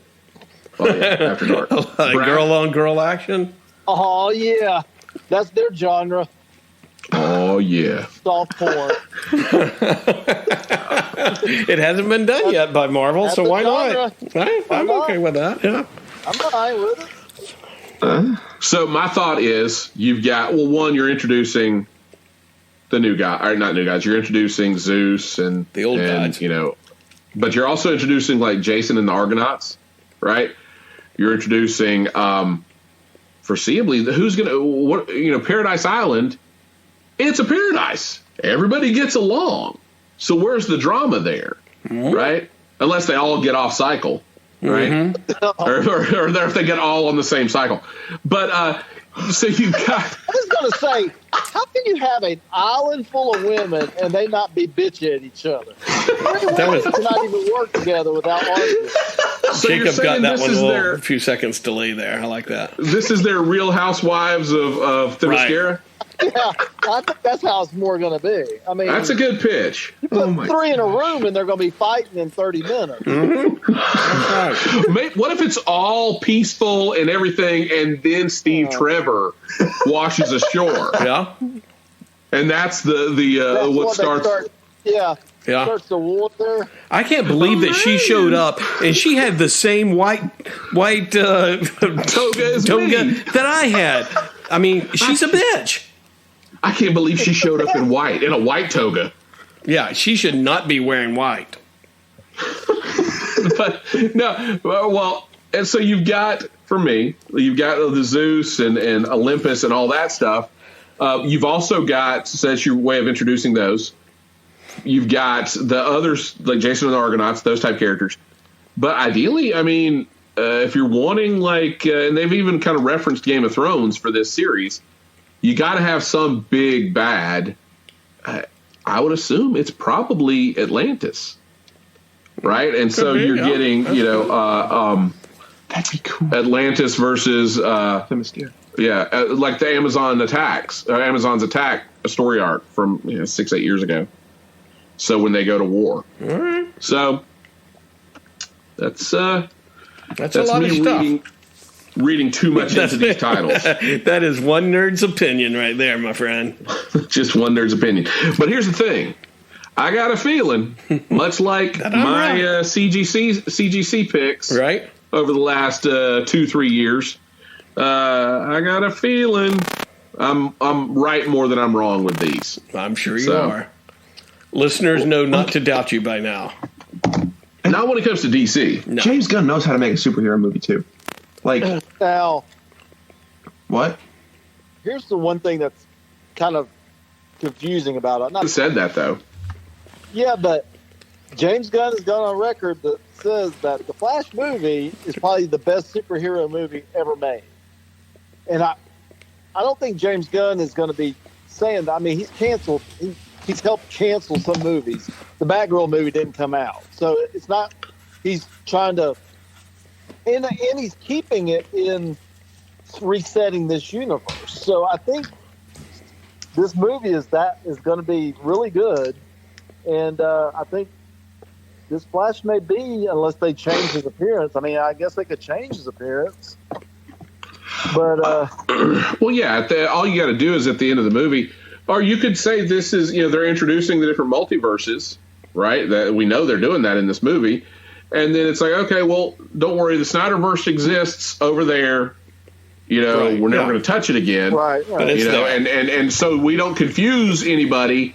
Here's the Flash, and it's not, Ezra Miller. I don't think Ezra Miller's sticking around. I think this is going to be, this is their farewell to the Snyderverse, and then saying, okay, that was the end of that. It's still there, so fans that like Snyderverse, you don't feel invalidated. But when you see a new Flash, just realize this is a separate universe than that Snyderverse. And so, but if you have Ezra Miller show up again, it's that whole Hollywood thing where, just like with comics, like where if they make a change in the movie, they had to make the change in the comic book. Like people were too stupid to figure out that the comic book came first. Yeah, I don't think you're going to see Ezra Miller continue. And honestly, they can either just end it and not say who the Flash is, or they could come in a post-credit scene, go boom, well, there's a new Flash. Yeah. So he's also insane. Ezra Miller, he is a nut job. He's been in jail 10 times for aggravated assault. He's insane. And the Flash movie being the greatest superhero movie ever doesn't necessarily mean it's all Flash. I mean, because it's Andy Machete, is the director, which he's the one that directed it, right? Chapter 1 and 2, which the first one was fantastic, right? So, and he's directing this, but that honestly, if this lands and hits, if you're looking for somebody to direct Swamp Thing, I would give it to him instead of James Mangold. All right. So, all right. But there you go. That's a lot to take in. PMR, anything comments? Yeah. He's all for it. PMR's okay. Oh, it's also I'm really looking forward to all of this. I mean, this is what DC should have done before. I mean, Snyder screwed up the whole universe. He got Superman wrong, and cannot get Superman wrong. I mean, that's the foundation of the whole DC universe. Superman and Batman, one's light, one's dark. It's not that hard, and he screwed it up from the beginning, and then he doubled down on it, and then he really fucked it up when he cast some of the other cast that he did. So glad that he's gone. Glad to move on. Glad that I've got full faith in James Gunn. I think he knows what he's doing, even though some of the stuff I've questioned him before, and he always knocks him again. Yeah, and I probably will again. But everything he's ever done is really good, and so I think DC's gonna see their stock kind of go up in this. Well, I think the problem with the Snyderverse from the word go, it doesn't start with Zack Snyder. It starts with DC. Somebody told DC Superman is boring. And so he's a Boy Scout, he's boring, he's not interesting. And so for decades in the comics even, we killed him. We brought him back. We made him red and blue, right? We gave all of these things to they did all this stuff trying to make Superman cool, when all you got to look at was Action Comics 775, right? Which is the story with the Elite. And the Elite was kind of like the Authority, and it came out before the Authority Wildstorm got bought by DC. But it's the Authority and like this, these 90s superheroes that'll kill, they'll win at all costs. They want to reshape the world in their image. Their tagline is a new world order. That was what I was trying to think of earlier. And so they brought in this superhero group called the Elite, and it was only one issue, 775, and it but basically that whole issue, which I think Joe Casey wrote it, is basically like a love letter to Superman, like why Superman's important. Well, that storyline came out in like the late 90s, or that story. It was one story. It was one book. But when you get all this stuff with Snyderverse and all these things, Superman's boring, that sort of thing, and that's why they went dark, and that's why they hired Zack Snyder, is to go dark. They wanted him to go dark. But the flip side is you've got Captain America, who's just as corny, and just as straight-laced as Superman, with a fraction of the powers of Superman, but they pulled it off, right? And so I think that was the aha. Is it's like, well, shit. Like, if we just stay, this character's been around for almost 100 years. If we'll just, some people identify with him, right? So why are we fighting this so much? Just instead of taking that minority opinion of, well, Superman's boring, Superman's a Boy Scout, just stay true to the character and see what happens. That's what they did with Captain America. They cast the right person, they wrote him and stayed true to the character from the comics, and people love him. And then they misstep when they cast Lex Luthor, because that guy was a total jackass. Well, yeah. They miscast Ezra Miller, not because he's none off screen. I just don't. That's not the Flash. It's not Barry Allen. Yeah, it's not Barry Allen. So that was a total misstep. Aquaman was okay, but he added more personality than Aquaman really has in the book. So he was I'll tell you, playing Aquaman from that Brave and the Bold cartoon than anything. That Aquaman is fantastic. Going back to the Lex Luthor, I can almost tell you verbatim the discussion that was had when so the same discussion that said let's go dark with Superman. In that, right after that discussion, somebody said, "What does a billionaire look like in 2012?" You're probably right. Yeah. What does a billionaire look like in 2012? Oh, you know what? A billionaire in 2012 looks like Facebook guy. What's his name? Zuckerberg. Mark Zuckerberg. That's what a billionaire looks like. That's what audiences will understand as a billionaire today. Not a land baron like Gene Hackman. In the social, so they basically said, well, our Lex Luthor is Mark Zuckerberg. That's why. And that's what stuck, and that's why we got Jesse Eisenberg as Lex Luthor.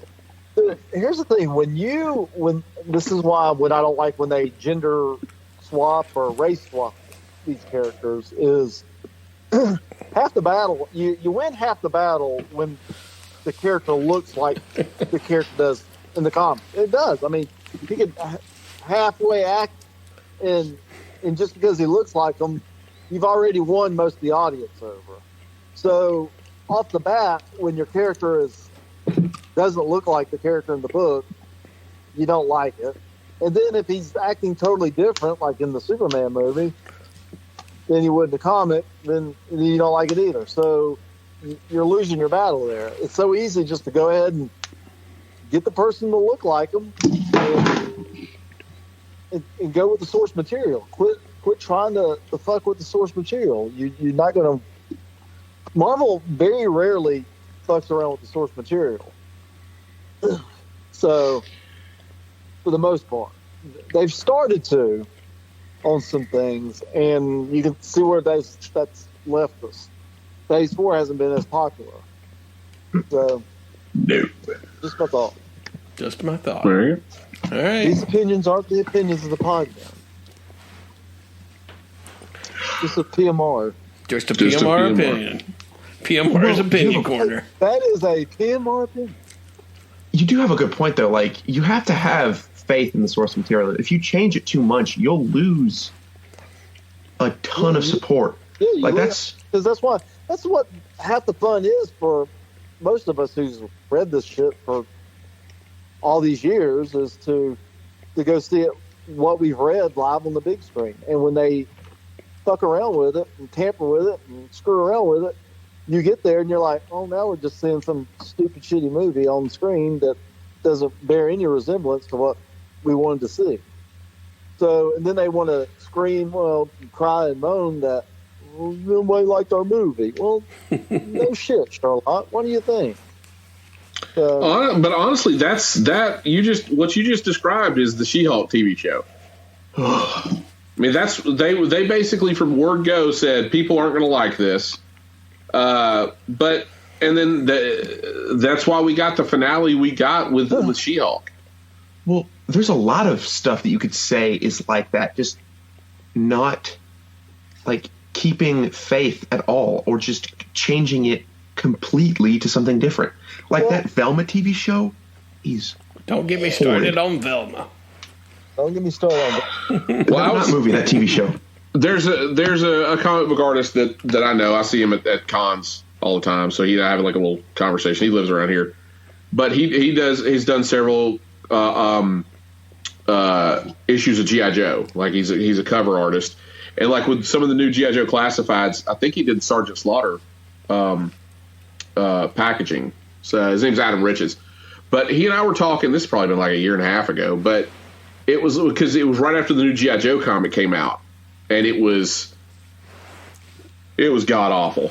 I mean, it was they went and changed characters. They said, well, this isn't Flint, but it was clearly Flint, and he was like Iranian or something, and it was like, and so he and I were talking, and it's like you get these creators that get assigned to write a book, and they don't want to write it, right? Mm-hmm. So they just go in and write the book they wanted to write. Yep. They just change it to where it's like, oh well. And so there's a comic called Lumberjanes. And so like it got a little popular, and I was like, yeah. So the person got hired on G.I. Joe to write G.I. Joe, but he really wanted to write Lumberjanes, so he's just writing Lumberjanes and putting G.I. Joe on the cover because that's what IDW was hiring him to do. Same thing you had with the New Warriors. That whole debacle that like a couple years ago. Yes. With Snowflake and Safe Space and that book never came out. Like people just completely like destroyed it before it came out, and Marvel never even launched it. So, yeah. Well, the thing with the She-Hulk, you're right, Jacob. I mean, they or whoever brought it up, they stuck to the source material, and that part I enjoyed until it really broke. I mean, I didn't mind her breaking the fourth wall every once in a while. I mean, because she did in the comic book. And, we were just talking about different genres, and this to me would look like it was supposed to be a sitcom genre for this, but to totally that whole last episode just totally lost me after that. It just was bad. Well, but they did. But to their credit, I didn't mind the She-Hulk. I mean, the character looked good. I loved the girl who played Jennifer Walters. I didn't mind the She-Hulk version of her. There was some wonky CGI in it, but I could get past that. Just that last episode just really just fucking tanked it. It was really bad. Or making the bad guys the male audience. I mean, that's basically what they did. They went in and said, the villain? Oh, it's you. Yeah. You're the villain. Like, yeah, I don't know why you want to, make your audience, 50% of your audience hate you. I mean, I've never understood that. Even when Captain, what was that? Who's the plays Captain Marvel? Brie Larson went and said, we didn't write. This is not for 40-year-old white men to come see my movie. Well, who do you think fucking reads this shit? I mean, or who do you think's going to pay for the tickets? Right. And so you're why are you insulting like more than half of your audience just because you're trying to make a political statement? I mean, I don't know. It's fucking whack. It's whack. Same people who cry that that WNBA stars don't make millions of dollars, but they've got like 30 people in the audience. I mean, go see their movie. I mean, go see their. If you love them so much, go support them. That's what somebody's stealing Bill Burr's material. Oh my God! I was about to give him credit. That was so funny. He's like, you ladies, y'all complain about it, but I don't ever see y'all in the audience. Y'all don't ever go support a WNBA game. Why not? He's right.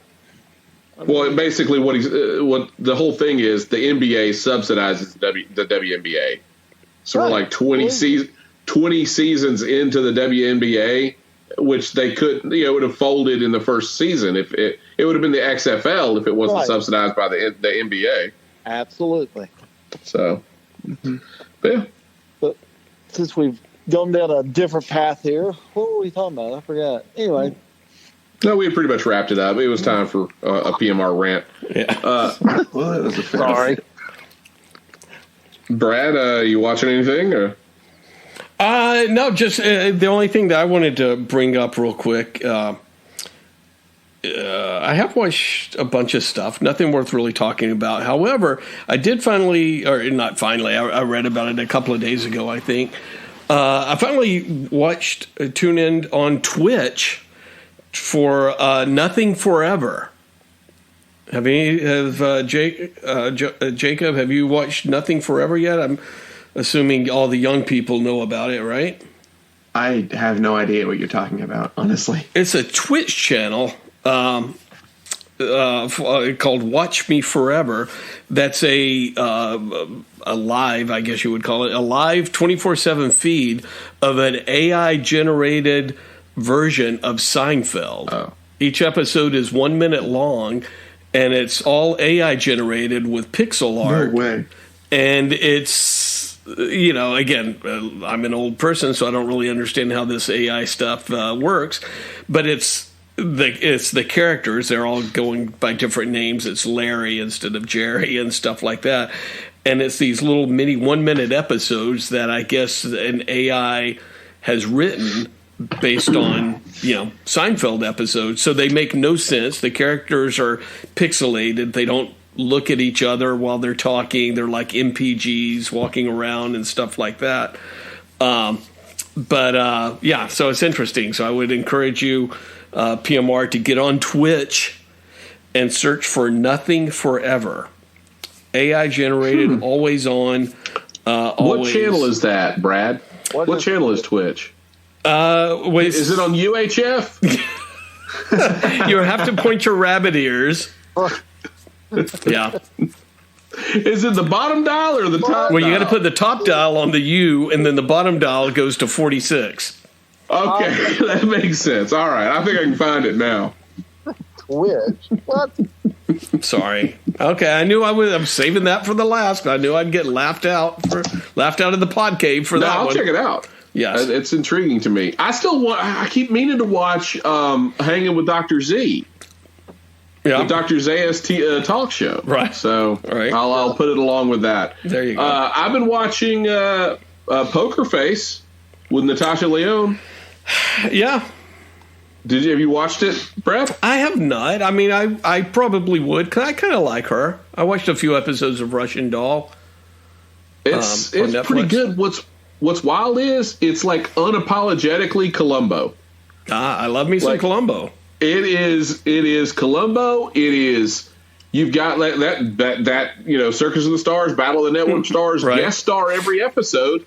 Okay, really. And so like the first one I know has Adrian Brody and Benjamin Bratt. Benjamin Bratt. Yeah. Like the second episode has John Ratzenberger in it. The third episode has like Lil Rel. He's a comedian. He's in a bunch. When you see it, you'll. Somewhere along the season, Ron Perlman's going to show up. Oh. But basically, she's on the run from the mob, and she's stopping in town after town after town. And the murder happens and a murder happens. And her whole shtick is she can read people. She doesn't know what they're lying about. She just knows whether they told a lie or not. So if somebody says something like, like I can't believe, or I'm going to miss him. Like, I love my brother. I'm going to miss him. Right. She knows you're lying. Like, and then she's like, well, no, you're not. Why is he lying about that? Like that sort of thing. And so, but once she kind of hones in on the lie, she can't stop picking at it. Gotcha. And it's like the old Columbo. I got a question. Something I just can't shake. It's like that kind of thing, But every episode is or they're up to 4 episodes now. It's all on Peacock. It's very enjoyable. Very enjoyable. I have watched. Speaking of Peacock, a couple of things real quick. I did watch the what's that? Duplicity, Paul T. Goldman.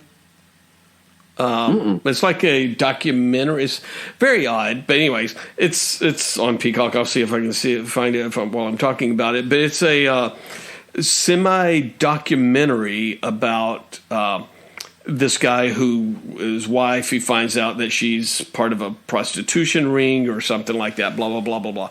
But the guy, you don't know if the whole thing may be a setup as being, it's not a documentary, because the documentary kind of turns into the making of the TV show that he's starring in and stuff like that. So it's very bizarre trying to explain it. But that's something to check out if you want, after you're waiting for your next episode of Poker Face. Is Paul T. Goldman on Peacock. Very, very odd. Also, I have watched an episode of The $6 Million Man where Bigfoot is turned against the $6 Million Man by some aliens in the later seasons. What's that? Do you know who played Bigfoot? I would say Andre the Giant, but I don't think that's true. I think it's true. Yeah, I think it's Andre the Giant. All right. Yeah. I'm going to check it real quick, but I'm almost certain.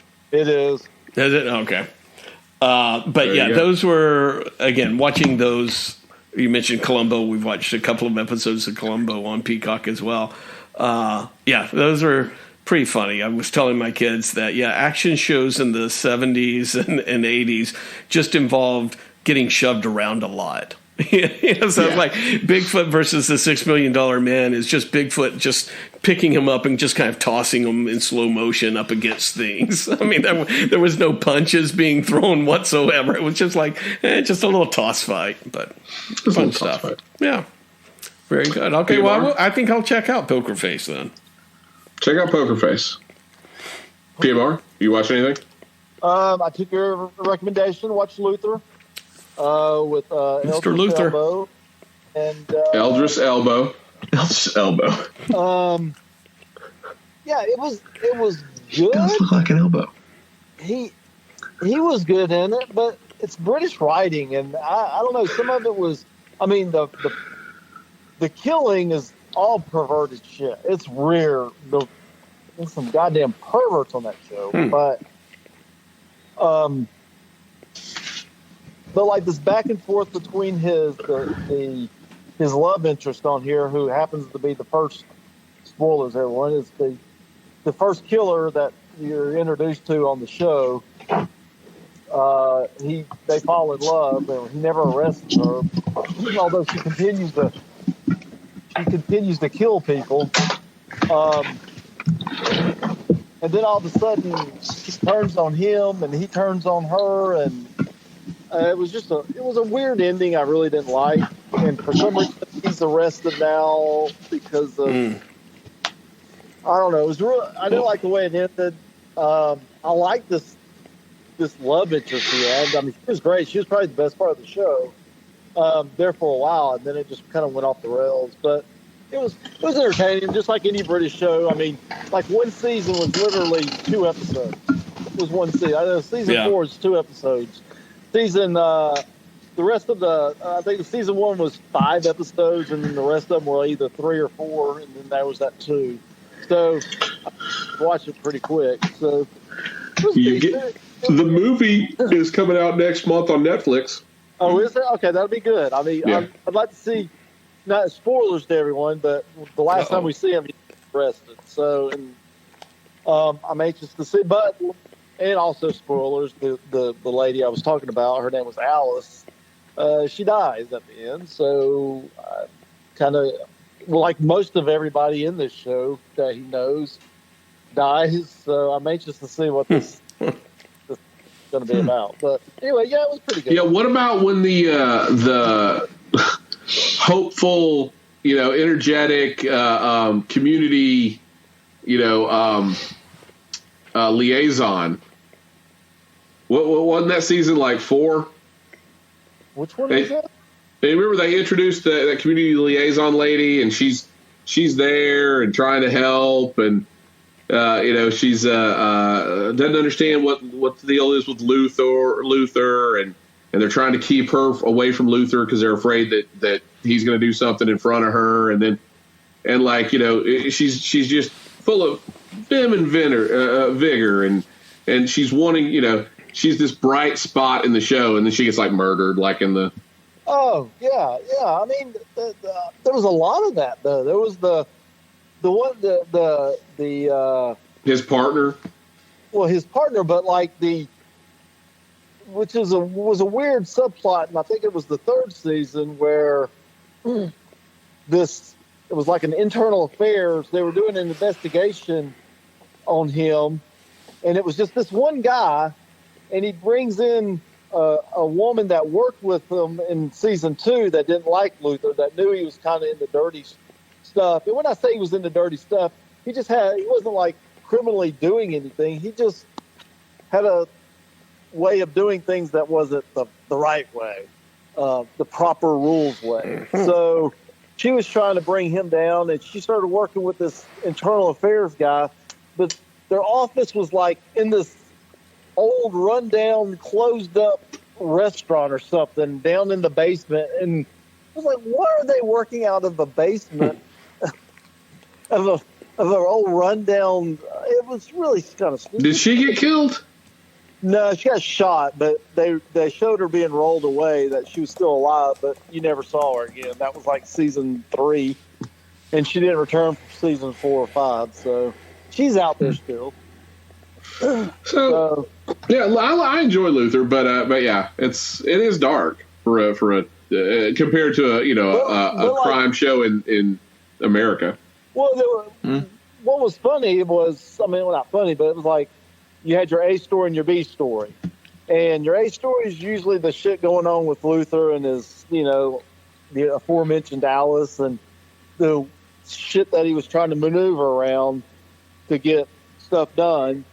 And then you had the B story, which was the pervert, weird shit fetish guy that was killing people at the time. Because there was always some weird shit. I mean, really weird, bizarre shit on this show.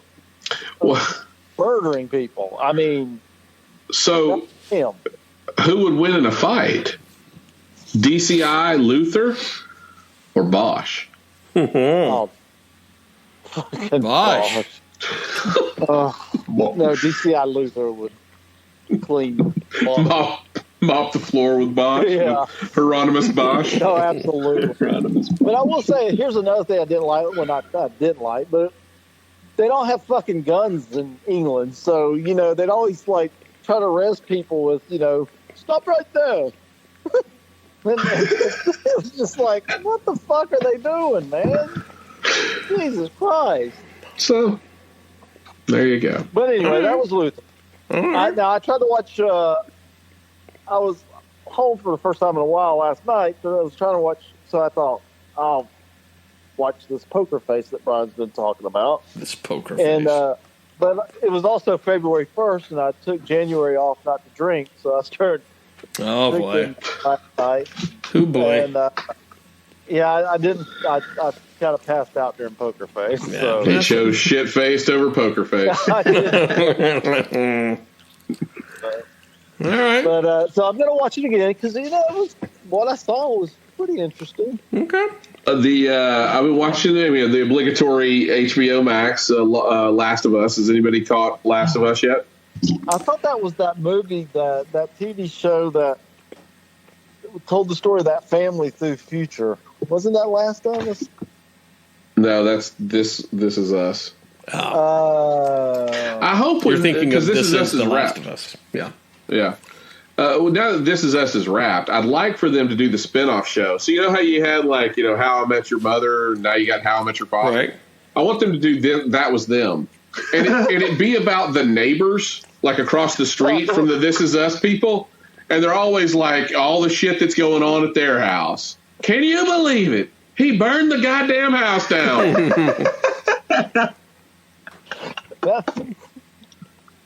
That was them. That would be awesome. That's my pitch, NBC. I'm sure someone's listening. That was them. That was them. So, them. There you go. Last of Us, though. That's a Jacob, good show so far.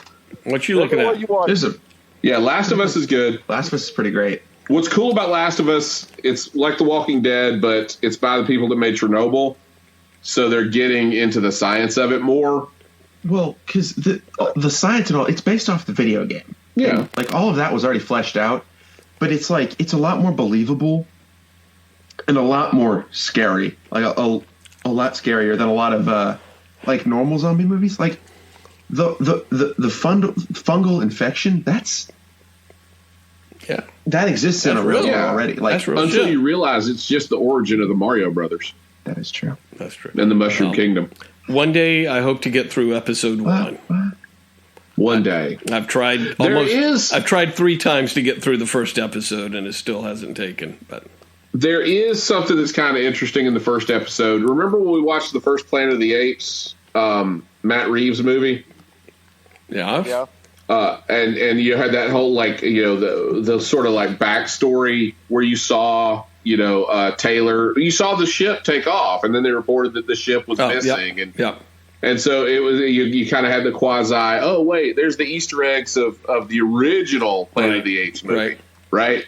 You get something, not the same sort of thing, but you get something like that in this. There's some news broadcasts that are going on, and there's some some other things that are happening that you can piece together. It's like, oh, well, they just told you where the outbreak came from. Yeah. Mm-hmm. Okay. Which, Walking Dead never did.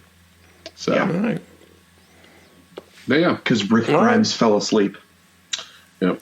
Wow. So, I keep falling asleep during The Last of Us. What else you looking at there, Jacob? Well, as I said before, Velma is absolutely terrible. All right. That movie, or that TV show is awful. Do not watch it. There was something I read earlier today.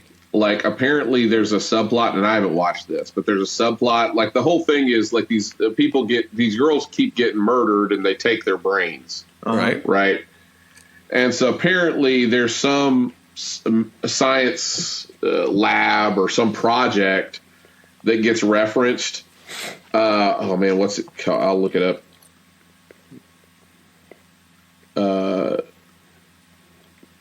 Basically, they're saying that we think Scooby-Doo will show up by the end of the series, the end of the season. Okay. And that may be why they've gone ahead and they're taking the brains to create a hybrid brain, like splice a human and dog brain, and that's why Scooby can talk.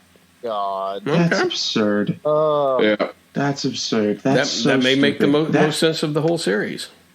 That TV show is god awful already. All it did was insult men and men. I mean, they made fun. Like, they make fun of the audience in one of the episodes. The first joke is a joke that they stole from an Adam Sandler movie.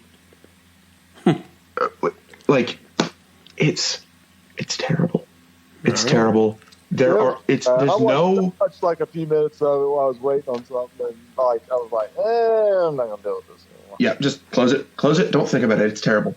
But something good that I'm been reading actually is on the final book of the Wheel of Time, and it is glorious. All right, look at that. Yeah. I'm about halfway through, and it's pretty incredible. That those books are fantastic. I wish they would make a TV show out of it. Too bad it's terrible. Oh, sorry. It's not terrible. I mean, it could be a lot better. It's one of those same things. It's just not. It's not reliant on the source material. It's not faithful to the source material. Like the whole in the book, The Eye of the World, you can't. The dragon reborn is a male channeler because of how.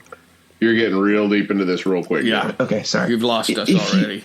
Sorry. Give it to us in Star Wars terms. The Chosen One. The Jedi. Okay, so the Chosen One. What was that? That's my glass. Oh my gosh. Okay. So the Chosen One, it's the Chosen One is the rebirth of someone who lived before and failed. Okay. Makes sense. But with the magic system that's in place, that person has to be reborn through the same gender, because you are tied to the inner workings of the universe by who you are. You're reborn. That's why it's called the Wheel of Time. Everything circles back. And in the show, they did this whole thing of, we don't know who it is, but it could be a man, it could be a woman. But it's pretty obvious in the books that it is the main character, Randolph. But in the TV show, it was like this whole subversion of expectations, which Robert Jordan really never did. He didn't outright say it until the end of the book, but it was heavily implied. And in the TV show, it's the opposite of that.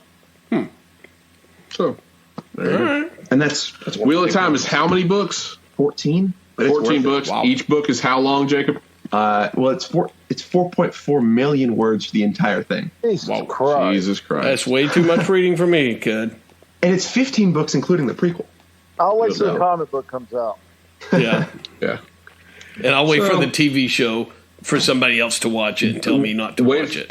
Yeah. I'll wait for the better TV show. Yeah. Please, for the love of Mike. So. Right, give it another decade. It'll come out. Yeah.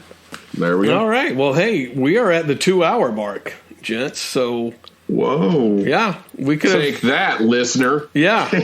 Thanks a lot, Alex, for not joining us.